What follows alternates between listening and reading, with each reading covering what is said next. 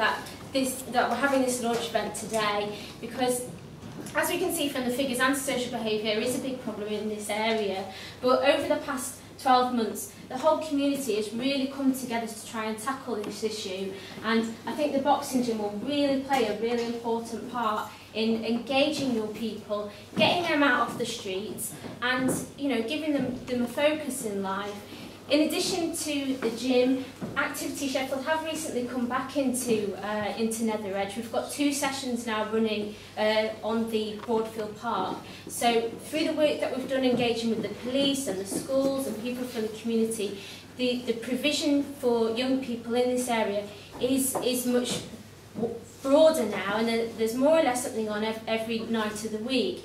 But that doesn't mean we can be complacent. There's still a long way to go, and that's why I thank Wedgwood for his work in opening up this boxing gym, because I think it's going to play a really vital role in getting young people in and getting engaged in the sport and getting fit and just bringing everybody together. So thank you for that, and thank you for inviting me to your event. Thank you very much.